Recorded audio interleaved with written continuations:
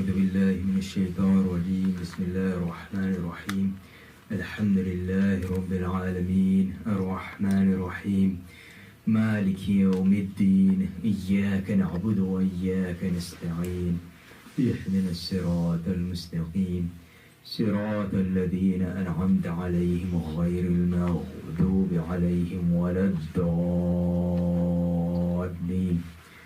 آمين. قال الله تعالى في شان حبيبه إن الله وملائكته يصلون على النبي يا أيها الذين آمنوا صلوا عليه وسلموا تسليما اللهم صل على سيدنا مولانا محمد وعلى آل صل على سيدنا مولانا محمد وبارك وسلم عليه صلاة وسلام عليك يا سيدي يا رسول الله. Today is the 29th of Sha'ban, and so there's probability and a high probability that tomorrow is the first of Ramadan. In Islam, from the lunar calendar, the month is either 29 or 30 days. There is no 28-day month. There is no 31-day month. And of course, every year there's always that issue of the moon, and there are, I guess, like certain sayings in English which are very un-Islamic. There are many of them in every language, even in languages that are supposed to be where you have predominantly Muslim populations.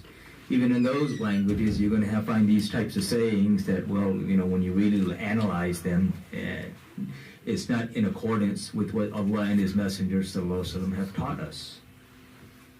So, simple example, like they say here, that the path to hell or the road to hell is paved with good intentions. That's very un-Islamic. Because Rasulullah sallallahu alaihi wasallam told us what? إِنَّمَا الْأَعْمَالُ بِالنِّيَّاتِ. That the actions are based off the intention. And he didn't stop there either. He said, he gave the example. He said that whoever immigrated for Allah and His Messenger, sallallahu alaihi wasallam, he immigrated for Allah and His Messenger, sallallahu alaihi wasallam. So the intention should be for the pleasure of Allah and His Messenger, sallallahu alaihi wasallam. And there is no demarcation between the pleasure of Allah and the pleasure of Rasulullah sallallahu alaihi wasallam. They are in reality one and the same. Allah is pleased with whatever pleases Rasulullah sallallahu alaihi wasallam. So if you look at that saying, it's very un-Islamic. Because if your intention is good, if your intention is truly sincere, even if the actions don't balance or aren't equal to that intention, Allah subhanahu wa ta'ala changes the outcome of those actions. So, same way there's this notion of that, the means justify, or the end justifies the means, which again is not Islamic. And there are sometimes different ways of going about and doing the same thing, but there are certain things where, we are told this is how you do it. So even if the end is the same, if I'm not abiding by the way of getting to that point, then again this is that notion of this is one of those things that capitalism has really enforced.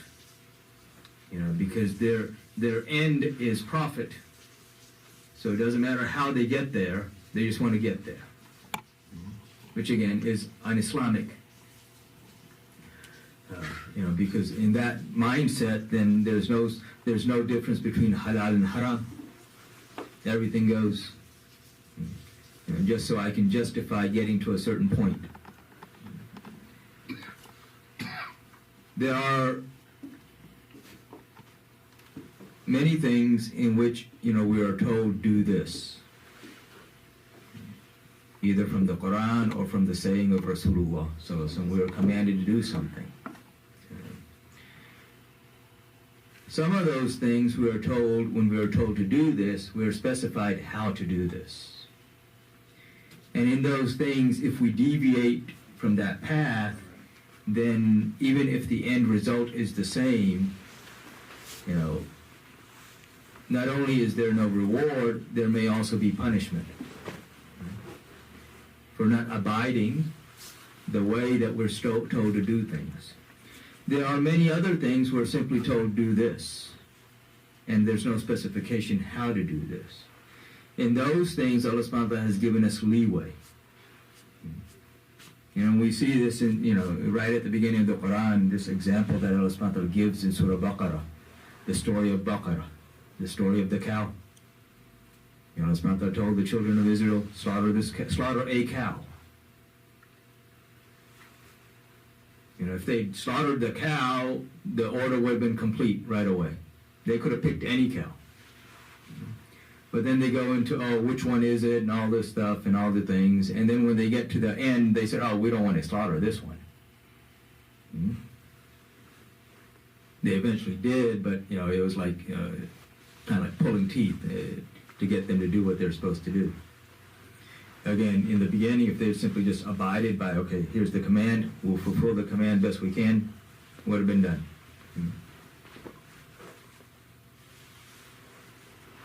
And the reason I'm saying all of this stuff is because, whenever time for Ramadan or Hajj comes, you always have, what's known as the moon wars. Right? Everybody's arguing about the moon. So you have those who say, we got all these calculations, let's use the calculations. And then you have those who say, let's just follow Saudi. Whatever they say goes. See, they're in control of the Haramain. If they were such bad people, why would Allah subhanahu wa ta'ala allow them to control the Haramain? This is the argument that they give you. And then you have the minority these days, which used to be the majority, who say, we need to see the moon. We can't say anything until we know that the moon has truly been sighted, not based off of the announcement of Saudi. So you have organizations here that, months in advance have already told you when Ramadan will begin and when Eid will take place. And then you have, the Saudis, al-Qura, but they don't announce it until time. But okay. And the interesting thing is, if you really look at their calendar, of course they say, the moon was sighted. But the manner in which they make that announcement is not off of the actual sighting of a moon, but it's basically, they said, if the moon can be sighted anywhere, we will make the announcement.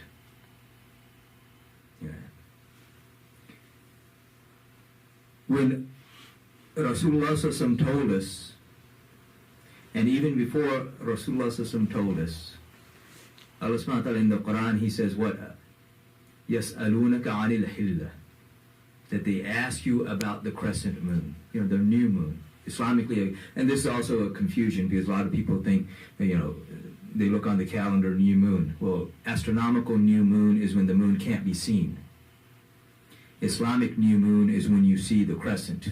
That first crescent that is seen, that is the new moon Islamically. So Allah subhanahu wa ta'ala says they ask you about this crescent, this new moon crescent. And then Allah subhanahu wa ta'ala says, tell them that this is for the marking of the dates and for the Hajj. That this is to mark the dates and the Hajj. But Rasulullah ﷺ, he told us, and the hadith is, no one disputes the authenticity of the hadith. What they dispute is how they can interpret it. So Rasulullah ﷺ, he says, when you see the moon, fast. And when you see the moon, break your fast. Meaning when you see the moon, start your Ramadan. When you see the moon, stop your Ramadan.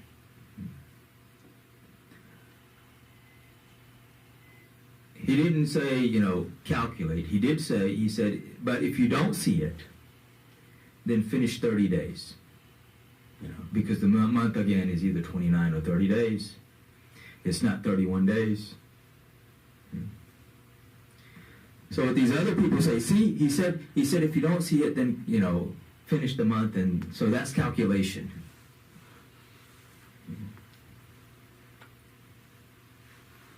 But it's really not.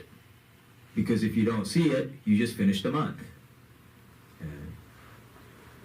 The other argument that they bring is, see, we're so advanced now. They didn't know this then. But now we know it. Now we know how to calculate. They didn't know it. Which goes against what Allah subhanahu wa ta'ala has told us in the Quran, because He told us in the Quran that the religion is complete. And He also tells us in the Quran that sighting the moon or the crescent itself is part of the religion. So they bring this argument,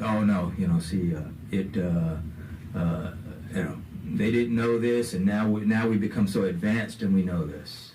Which is also an insult to the knowledge of Rasulullah sallallahu alaihi wasallam. It is an attack on the knowledge of Rasulullah sallallahu alaihi wasallam.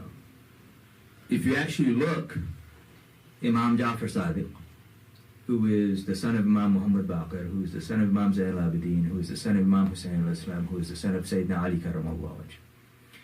He talks about these calculations. He even tells you the calculations. Of course, these days they're different. But they had calculations then. And calculations that were accurate.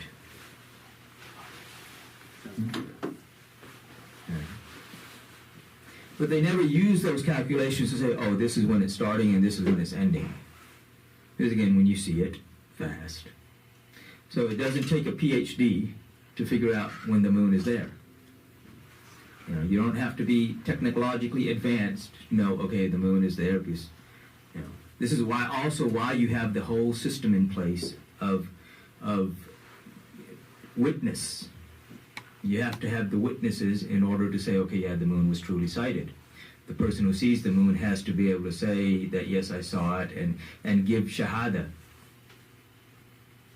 Bear witness. That they saw it. You can't take the witnessing of someone who's a liar.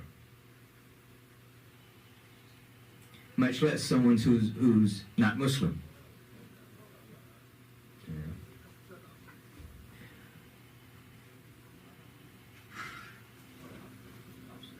And of course, just kind of a basic thing there, just to mention about the moon.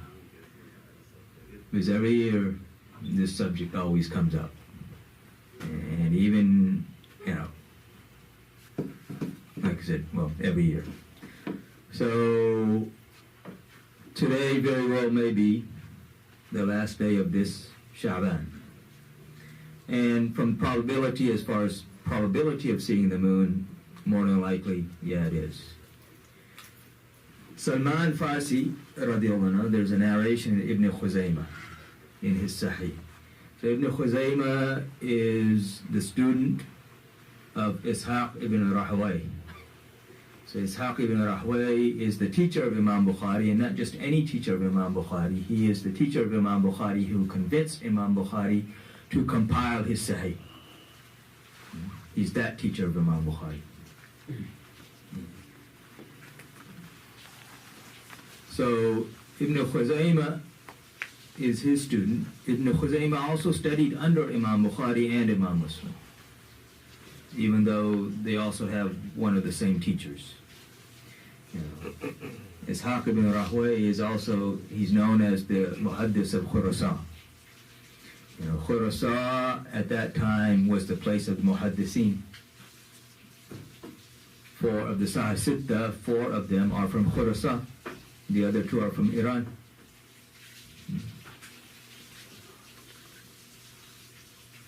And if I have time in the end, then I'll mention a narration.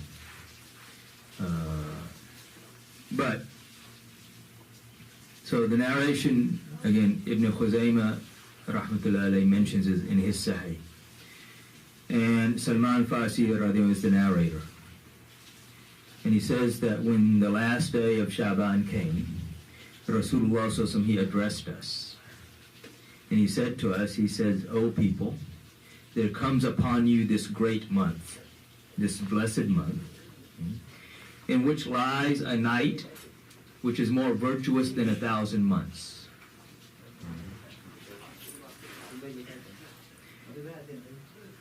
It is, so he says, "And whosoever wishes to attain closeness to Allah, then, the optional deeds, the nawafil, he is given the reward in this month of the fara'id, of the obligatory deeds. And for every obligatory deed he does, he is given the reward of 70 deeds at any other time of the year. 70 obligatory deeds. And these, of course, when, these numbers, when they're mentioned, they're not meant to be exact numbers. These numbers are to give you an abundance.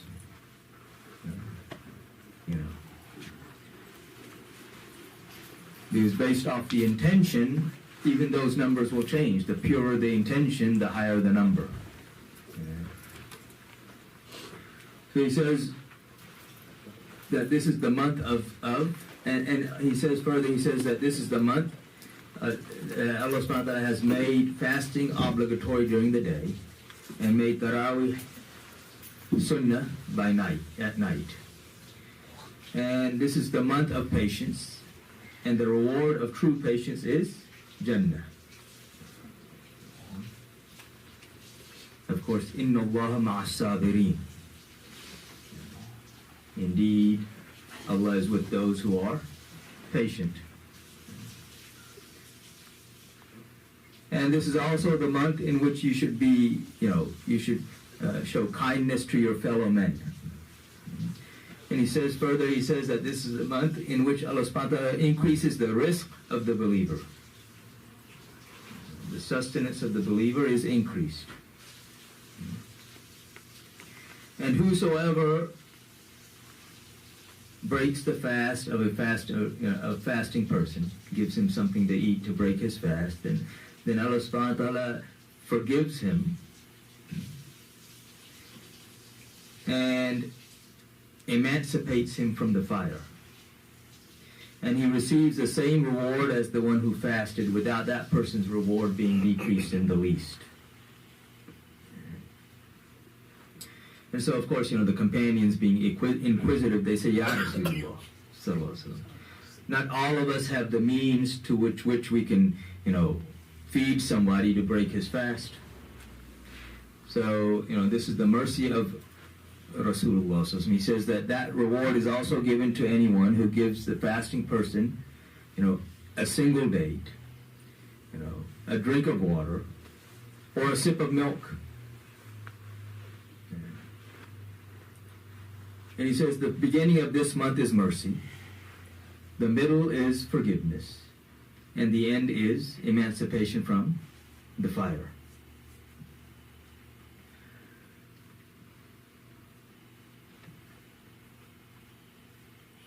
And he says there are 4 things that you should do in abundance, 2 of which are to please your Lord, and the other 2 are the 2 things that you can't do without.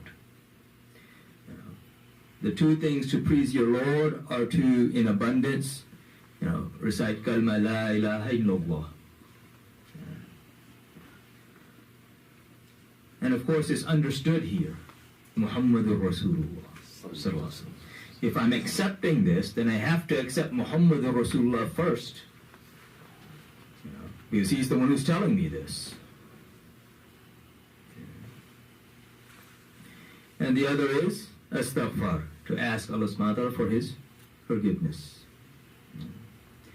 And then the 2 with which you can't do without is to ask Allah subhanahu wa ta'ala entrance into paradise and freedom from the fire.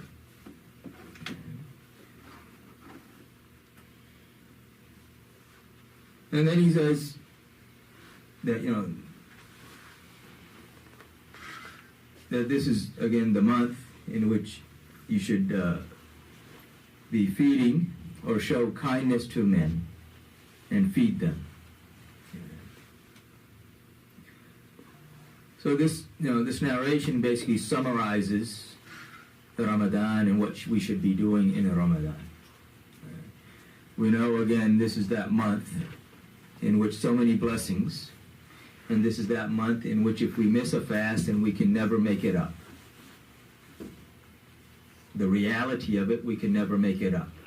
Yeah, we make it up, but it's not the same reward as if we have fasted in Ramadan. Even if we fast the rest of our lives, we can't make it up.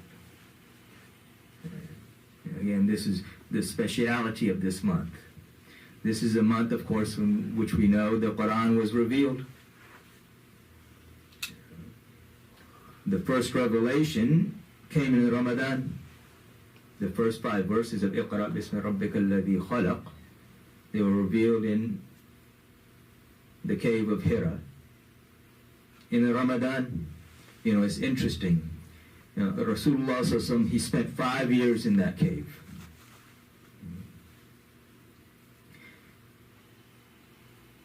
And the reality of it is that it was his itikaf. Allah subhanahu wa ta'ala, he ordered before giving the book to Musa alayhi salam, what does he tell Musa alayhi salam?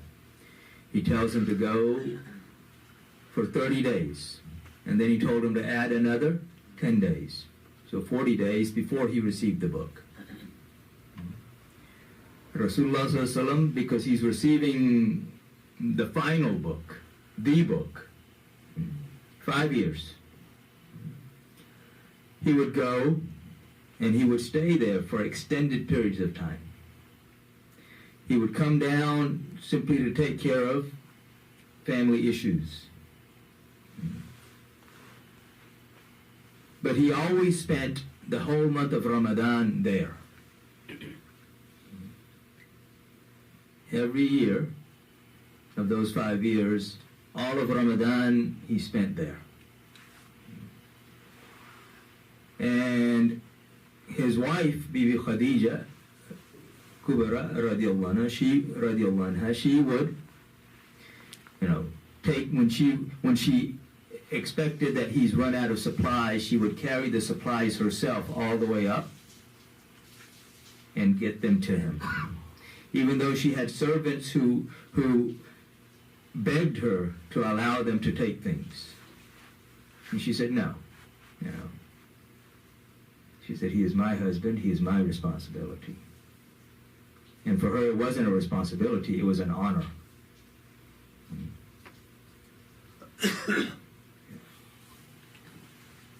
And so all of Ramadan, and when he was asked later on what he was doing there in the cave, he says, ibadah. If you go there, if you've ever been there, it's not an easy climb. And she would climb it herself, carrying supplies. But the opening to the cave faces the Kaaba. If you look out the opening, you're facing the Kaaba. So he's asked, he said, what were you doing there for those 5 years? He says, ibadah. He was worshiping Allah. Which tells us that he knew Allah. For those who think that this was something new to him, N-E-W, new to him, it was not. He already knew Allah. You cannot worship what you don't know. How can you do ibadah if you don't even know what you're worshiping?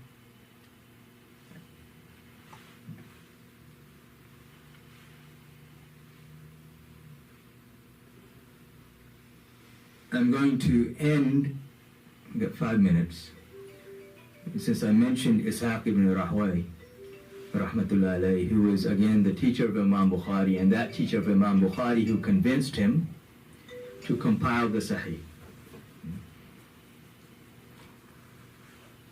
When Imam Ali Rida, when Ma'mun became the king, the way he became the king was that he got the religious population on his side. And one of the things he did to do that was that he said that I will name Imam Ali Rida as my heir. He will become leader after me. This was all a political ploy, of course. He had no intention of fulfilling that. And so, but after he becomes the king, he goes to Khurasan, because Khurasan is where you have a large population of very educated religious people. Again, this is the place of the Muhaddithin. Imam Bukhari, Imam Muslim, all of these scholars are from there. Ishaq ibn Rahway is their teacher. He is known as the Muhaddis of Khurasan. So Ma'mun takes Imam Ali Rida on this journey to go and visit Khurasan, to go give the people thanks for supporting him. There are other intentions involved there, but this is part of it. When they arrive there, Ishaq ibn Rahway is the one who runs out and takes the reins of the camel of Imam Ali Rida. He wants that honor. And he, brings the, kind of chauffeurs him in, literally. And you have this gathering of thousands of believers, many of whom are muhaddis. And they ask him, they say, give us a narration. And this, that you have heard from your father, who heard it from his father, who heard it from his father, who heard it from his father, until it comes to Rasulullah. So he stands up, and of course he is Ahlul Bayt, so he's going to give them something better than what they've asked for. So he says that I, Ali bin Musa Rida, heard from my father, Musa bin Ja'far Qadim, who heard from his father, Ja'far bin Muhammad Sadiq, who heard from his father, Muhammad bin Ali Baqir, who heard from his father, Ali bin Hussein Zain al-Abidin, who heard from his father, Hussein bin Ali, who heard from his father, Ali bin Abi Talib, who heard from Rasulullah sallallahu alaihi wasallam, that Allah subhanahu wa ta'ala says, so Hadith Qudsi, that Allah subhanahu wa ta'ala says that La ilaha illallah is my fortress, and whoever enters my fortress has entered safety. And so when he narrates this, all of the muhaddiseen that are there, everyone that's there, they're very pleased to have heard this directly from Imam Ali Rida, and they start saying Allah, the takbir, Allahu Akbar. And then he says, yes, but this has conditions, and I am one of those conditions, meaning the love of Ahlul Bayt is a condition upon which La ilaha illallah is acceptable to Allah. So I'll end here today, inshallah. Oh, one thing about this narration. Imam Ahmad bin Hanbal and Imam Ibn Majah, both of them say that this isnad, this chain of names, has in it the power to cure the insane. There's no medication today that cures the insane. But that chain has within it that power to cure the insane. So Allah subhanahu wa ta'ala guide us and fill our hearts with His true love and the true love of His beloved Prophet Muhammad sallallahu alaihi wasallam, his family, his companions, and all those whom they love. And may He give strength and victory to our brothers and sisters in Gaza and Palestine and Sudan and wherever the Muslims are being oppressed, and give them victory over their oppressors. Those who have not made sunnah, go ahead and make sunnah.